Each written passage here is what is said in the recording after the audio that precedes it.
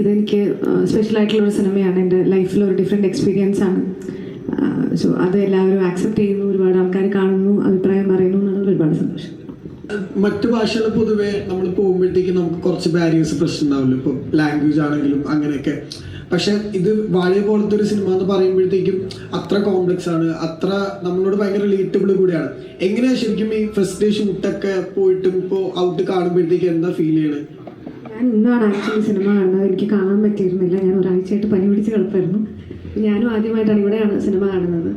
എനിക്കും അത് ഒരുപാട് ഇമോഷണലി കണക്ട് ആയിട്ടുണ്ട് സിനിമ. ഞാൻ സാറ് പറഞ്ഞതുപോലെ സാറിൻ്റെ ലൈഫ് ഫുള്ള് സാർ നമ്മളുടെ അടുത്ത് എല്ലാവരുടെ അടുത്തും പറയാറുണ്ട്, സാർ ഇങ്ങനെയാണ് സാർ മാരി സെൽവരാജ് ആയത് എന്നുള്ളൊരു കഥ നമുക്ക് എല്ലാവർക്കും അറിയുന്നതുകൊണ്ട് ഇത് കാണുമ്പോൾ മൂപ്പരുടെ സിസ്റ്ററിനെ, മൂപ്പരുടെ ഫാമിലി, ഈ കാണുന്ന ഊരിലുള്ള ആൾക്കാർ 19 പേരും മരിച്ചത് ഇവരുടെ റിലേറ്റീവ്സാണ് എല്ലാവരും മരിച്ചിരിക്കുന്നത്.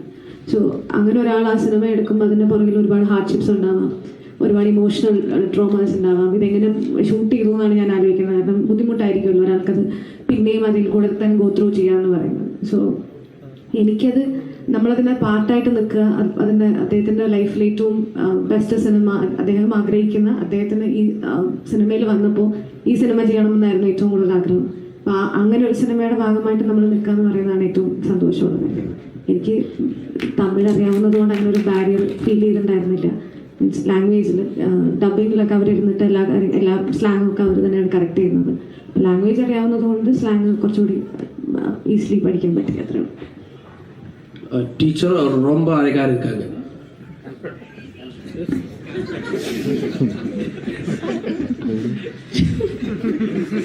അപ്പൊ ഈ കുട്ടികൾ ഭയങ്കര അസാധ്യമായിട്ട് ചെയ്തിട്ടുണ്ട്. അപ്പൊ ഈ കുട്ടികളുടെ എങ്ങനെയാണ് ഈ കണക്ഷൻ വന്നത്? എങ്ങനെയാണ് ഒരുമിച്ച് ചെയ്യുന്ന സമയത്തല്ലാതെ സംസാരിക്കുക, എങ്ങനെയാണ് കണക്ഷൻ? ആ രണ്ട് ബോയ്സ് മാത്രമല്ല, ആ സ്കൂളിലുള്ള എല്ലാ പിള്ളേരും ഭയങ്കര എന്താ പറയുക കുസൃതി പിള്ളേരാണ് എല്ലാവരും. ഇവരാണെങ്കിലും ശരി എല്ലാവരും. അതുകൊണ്ട് തന്നെ എന്ന് പറഞ്ഞാൽ ഞാൻ പറഞ്ഞില്ലേ, ആ സിനിമയിൽ അഭിനയിച്ചിരിക്കുന്ന ഞങ്ങൾ കുറച്ച് പേരല്ലാതെ ബാക്കിയുള്ളവരെല്ലാം അതിൻ്റെ ജൂനിയർ ആർട്ടിസ്റ്റുകൾ അടക്കം നാട്ടിലുള്ള ആൾക്കാരാണ്. അപ്പോൾ അവർക്ക് ഇപ്പം നമ്മുടെ ഡയലോഗ് തെറ്റിപ്പോയാലും ഇവന്മാർ നമ്മളെ കളിയാക്കും, ഇവന്മാർ നമ്മളെ പുച്ഛിക്കും. എന്നെ ഒരാൾ പുച്ഛിക്കാന്നൊക്കെ പറഞ്ഞ് ആലോചിക്കും. അപ്പം അങ്ങനെ ഉണ്ട്. അപ്പം നല്ല കുട്ടികളാണ്. നമ്മൾ അഭിനയിക്കുമ്പോഴും നമുക്ക് ഭയങ്കരമായിട്ടൊരു ഇവരിത്രയും നന്നായിട്ട് അഭിനയിക്കുമോ, ഇവർക്ക് അവർ അഭിനയിക്കുകയാണെന്ന് അവർക്ക് അറിയില്ല. അവരുടെ അടുത്ത് പറഞ്ഞു കൊടുക്കുന്ന കാര്യങ്ങൾ അവർ ചെയ്യാണ്. നമ്മൾ എല്ലാം ഫീഡ് ചെയ്ത് കൊടുത്തിട്ടാണ് അവരുടെ അടുത്ത് നമ്മൾ വാങ്ങിക്കുന്നത്. പക്ഷെ അവർക്ക് അറിയില്ലല്ലോ അവരെങ്ങനെയാണ് അഭിനയിച്ചിരിക്കുന്നത് എന്നുള്ളത്.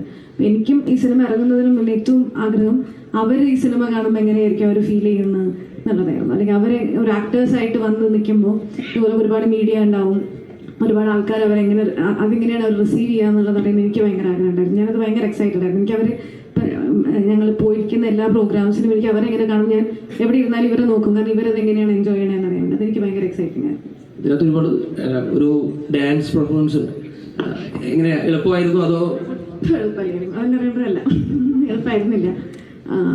സാറും പിന്നെ നമുക്കൊരു ഡാൻസ് പഠിപ്പിക്കാൻ വേണ്ടി 2 പേര് വന്നിട്ടുണ്ടായിരുന്നു, അവരും കൂടെയാണ് ചെയ്തത്. ഒട്ടും എളുപ്പമല്ലായിരുന്നു. കാണുമ്പോൾ നല്ല അടിപൊളിയായിട്ട് ചെയ്തിട്ടുണ്ട്. അതിനല്ലേ എളുപ്പമല്ലായിരുന്നു എന്ന് പറയുന്നത്. ഈ സാറ് ഇപ്പൊ തന്നെ പറഞ്ഞല്ലോ, ഈ ആക്ടേഴ്സിനെ പെർഫോം ചെയ്യിക്കുന്ന വിധം, അവരുടെ പെർഫോമൻസ് എടുക്കുന്നത്. അപ്പൊ സാറിന് ഓക്കെ ഷോട്ടൊക്കെ കിട്ടാൻ വേണ്ടി നല്ല പാടാം ഒരു 17-18 ടേക്കൊക്കെ പോയാലേ ഒരു ഓക്കെ ഷോട്ട് കിട്ടുള്ളൂ. അതിൽ ഏതാണ് ഓക്കെ ആണെന്ന് നമുക്കറിയില്ല. പക്ഷെ എങ്ങനെയാണെങ്കിലും നല്ല പാടാം.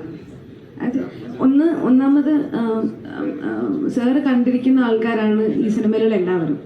സാറിന് റിലേറ്റ് ചെയ്യാൻ പറ്റുന്ന ക്യാരക്ടേഴ്സാണ്. അപ്പം അവരെങ്ങനെ ഇരിക്കണം എന്നുള്ളത് സാറിന് അറിയാം. അപ്പം നമുക്ക് ചിലപ്പോൾ അറിയുന്നുണ്ടാവില്ല. അപ്പം അദ്ദേഹത്തിന് എന്താണോ വേണ്ടത് അതിലേക്ക് നമ്മൾ എത്തുക എന്നുള്ളതാണ് ചെയ്യേണ്ടത്. അതുകൊണ്ട് തന്നെ അത് ബുദ്ധിമുട്ടായിരുന്നു.